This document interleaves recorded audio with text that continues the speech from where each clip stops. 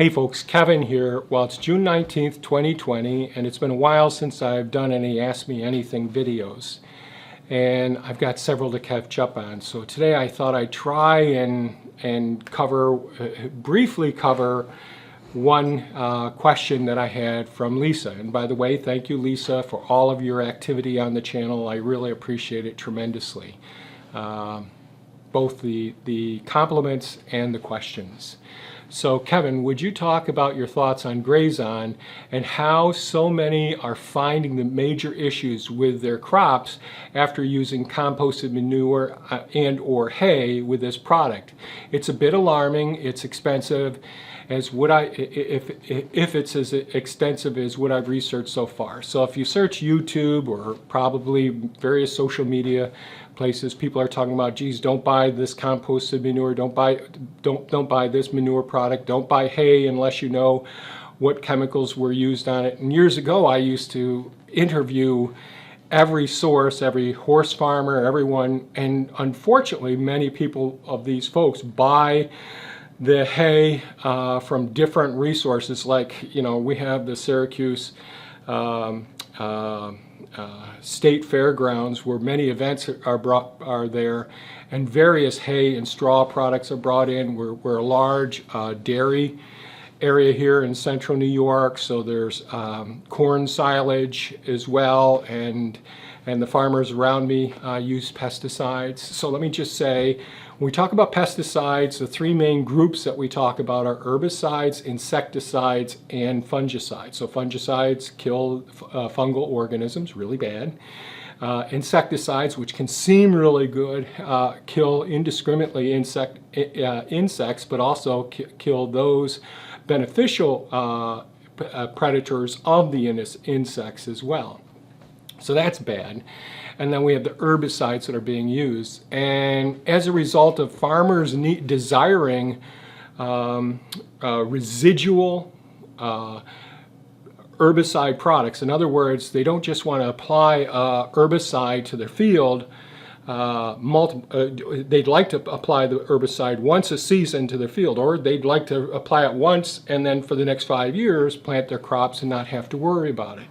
And so that would be a residual effects of it. They can get through a whole season without a reapplication of an herbicide.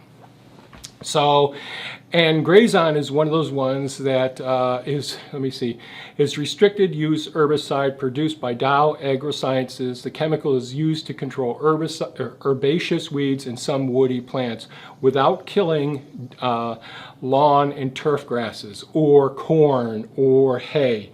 Those things. So the monocots as opposed to the dicots, and that's when the seedling germinates. Do we see a single leaf coming up, or do we see two leaves? So it's safe for the single leaf ones, not safe for the double leaf ones, which are your tomatoes and your peppers and all the things that this kills, including clover and all. So so farmers want, and there's four major molecules that are certainly being used in combination or singularly by various chemical producing companies marketed for lawn care or for farmers, for their corn, for their hay, for whatever it may be. And those farmers want to be able to provide horse farmers with a weed seed, a weed-free hay for their horses and all.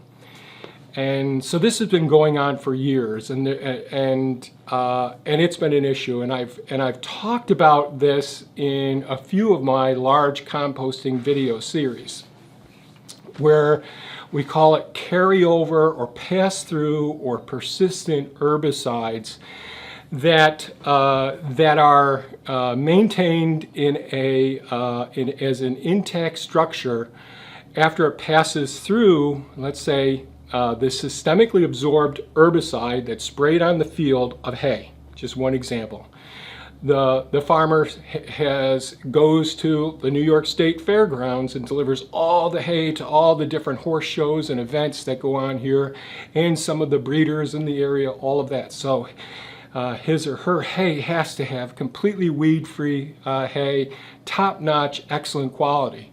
And according to all of the science that's been published, There's been no deaths associated with of the horses for consuming this hay. It's not going to go into the microbiome, the digestive system, and other health issues, but there have been no deaths or no obvious illnesses that have been associated with consuming the hay. So what happens with this persistent herbicide, this hay gets consumed by cattle or by horses, and what they produce as manure has the intact molecule. So it still has that herbicide, the activity. Now I don't know what percentage level, whether it's 100% or 60%, whatever it may be, but there is some persistent herbicidal effect in the manure. And then if you watch some of so people, gardeners and small scale farmers as well, have been using hay as a mulch surface. And gardeners have used hay as a mulch surface. They've used composted, I'm doing that parenthetically, manures as a compost to supply all the nutrients, the nitrogen, especially for their crops as well, for sale at the farmer's market or whatever. So what ends up happening, I'm sorry I'm a little bit here and there as I'm thinking about all the things that I want to talk about. As a result of this, people experiencing their leaves curling up, the tomatoes getting all curly and not producing the fruit that's desirable, and realizing that there's herbicides there, the question is, can this affect me? Can this affect the people that I sell our produce to as well? And the answer isn't obvious. However, if the herbicide is applied to a seed or to as a foliar spray when the plants are young, and it's absorbed systemically, and then it passes through the digestive system of an animal, and is passed in the manure, and that manure is used as a nutrient source for the garden crops to grow in, and then you see the plant being affected, well then that systemically absorbed herbicide is in that plant as well, and could it be in the fruit that you want to consume as well? And it could be. I think that's as far as I want to go with that part of the conversation. This could be hours and hours long, unfortunately. What I want to talk about now is the composting.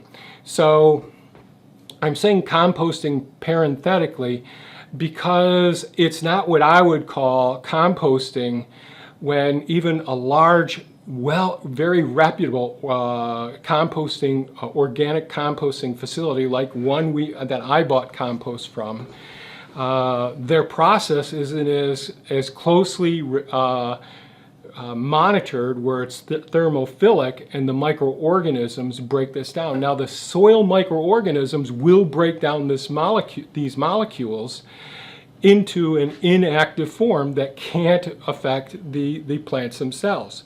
So if things are adequately broken down by microorganisms, they will not detrimentally affect the plants that you want to grow in truly composted soil, that's soil amendments that you add to your crops. Now if you're using hay as a mulch or any other form that has been used with herbicide, straws or whatever, then that will potentially will affect your crops or your produce. So that's what I have to say about it. Needs to be actually completely broken down by the microorganisms. So there's 3 different ways of breaking these molecules down into a safe inert form, no longer active. So true thermophilic complete composting is one way. So it's the microorganisms that break it down. The other way is high heat will break the molecular bonds and make it inactive as well. Now that won't make it good for the beneficial microorganisms that you want in your soil, but if you're the person who uses fertilizers instead of paying attention to the soil microorganisms, then that probably still would work for you. So high heat. could break down these molecules. The other means where these molecules can be broken down is exposure to sunlight. So UV radiation will break down these molecules as well. But it's hard to do on a large scale. Even a proper composting is difficult to do. You know, even with these big systems that you see people using with the automated turners and all, are the temperatures being monitored every 3 feet like I go through? Is it one of those things that we know we're above 135 degrees and we know we're below 160 degrees Fahrenheit, where we have the appropriate level of aerobic organisms? Has the moisture content been monitored closely? Is the soil too dry, or has it been too wet? Is there good, adequate oxygen getting into the system as well for aerobic breakdown of all these pathogens, herbicides, and weed seeds? So soil microorganisms, or those thermophilic composting microorganisms, if managed appropriately, will break this down. So how do I test to see how things are going? I take some of my compost. Well, first thing I would say is I strongly suspect that I have been getting these persistent herbicides, because I interview the people, and most of the people who are the farmers that I get these materials from are like Purpose Farm. It's a 501c3 corporation that's primary responsibility is to take care of unwanted animals and to offer children who don't have the opportunity a chance to experience working with animals in a more natural setting. So it's a wonderful charitable organization, but their knowledge of different herbicides or pesticides and how much chemicals there is questionable. They aren't asking the questions when they're purchasing the products. After all, they're trying to do everything on a budget. And I've seen them with some containers of Roundup that they go around and clean up around their borders as well.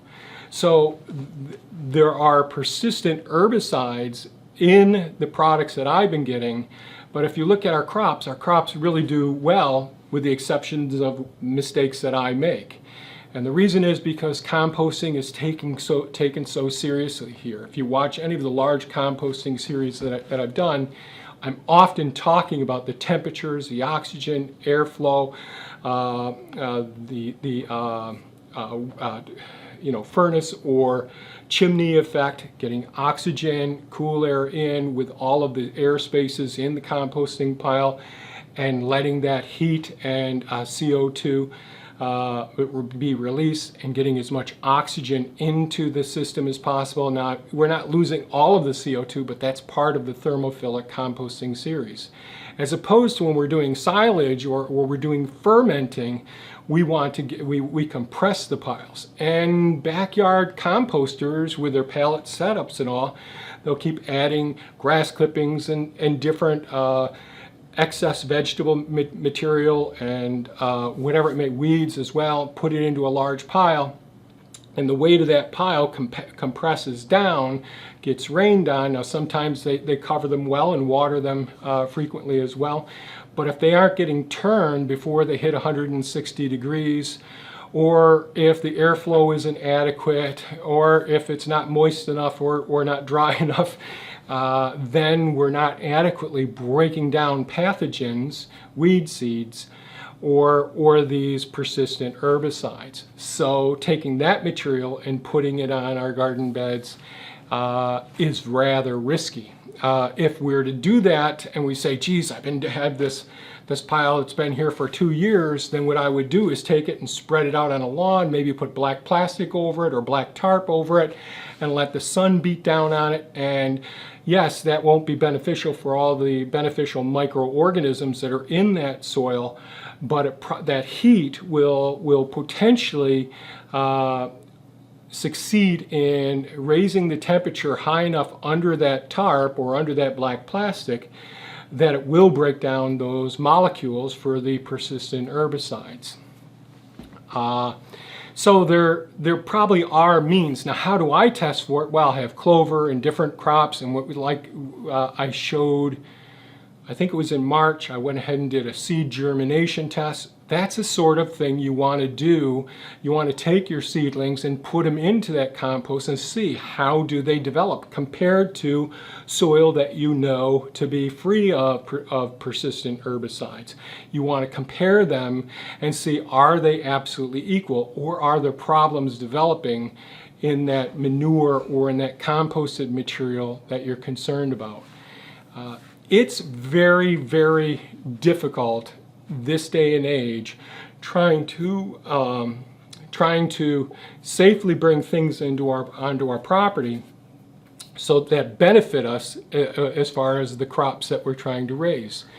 It isn't like it was after World War II or during World War II with the victory gardens and all, where we didn't have these pesticide issues that we have today. So many of the things that there's so many pesticides that are used this day and age. You know, it's kind of nuts. It's like playing Russian roulette if you're buying strawberries that aren't certified organic or you aren't growing your own, because there's so many pesticides that are used to grow strawberries. And there's the dirty dozen, if you want to look that up online, as far as the really heavily pesticide use products that you should steer clear of.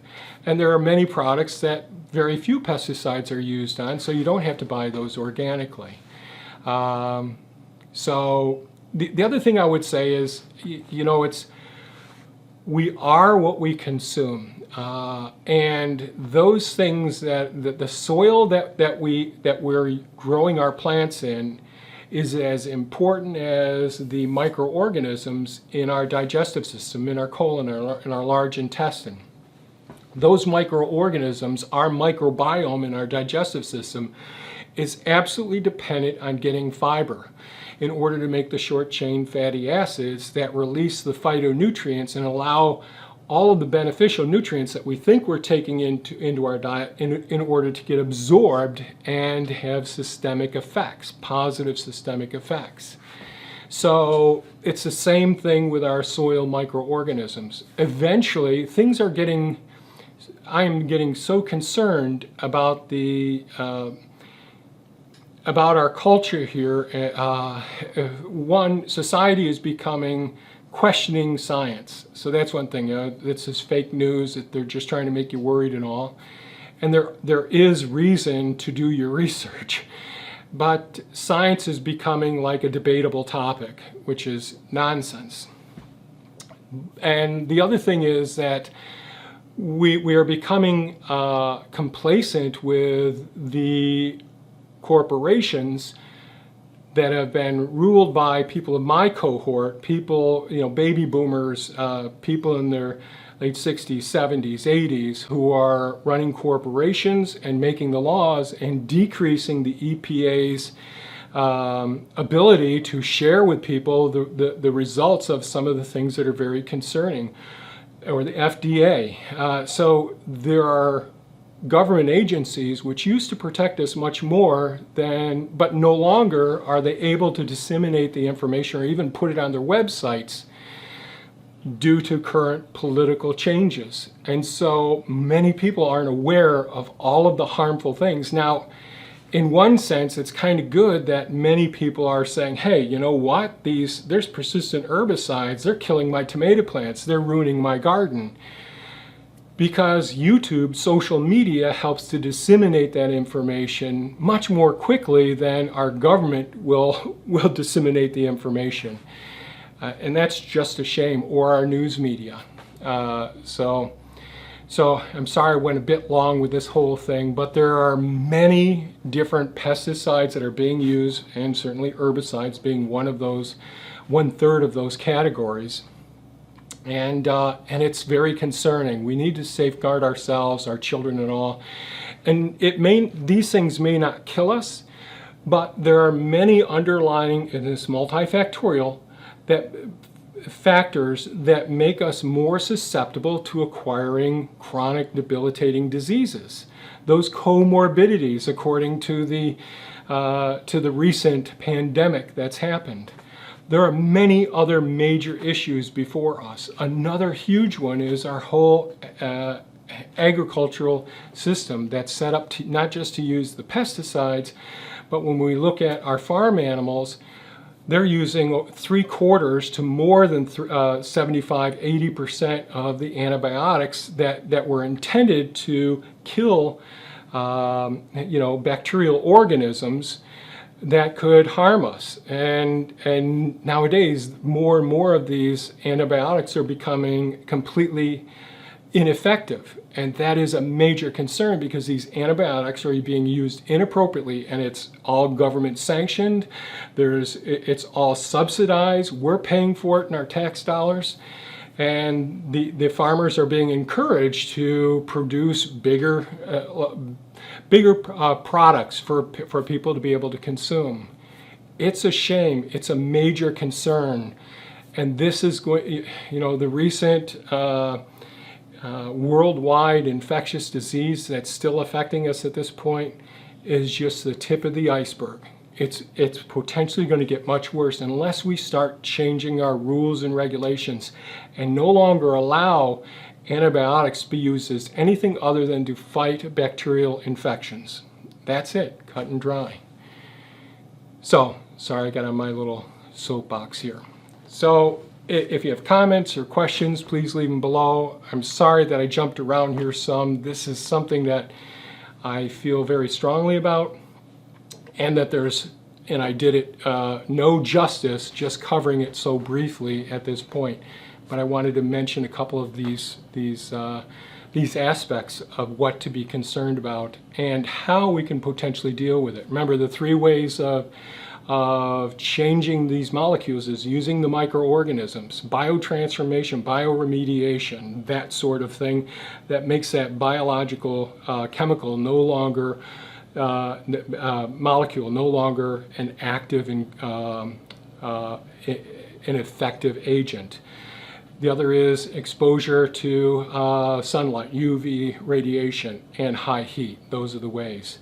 And learning more about composting is really important because I think we all have to become better composters. And I think that so many of our waste products that are being put into landfills, or even the animals, or even people, dare I say, we need to start considering composting because we're contaminating water cycles, we're incinerating, putting chemicals into areas that we don't need them in. And now I'm going too far. So if you have any comments or questions, please leave them below. If you found this video of value, please give us a thumbs up. And thanks for the question, Lisa. Bye-bye now.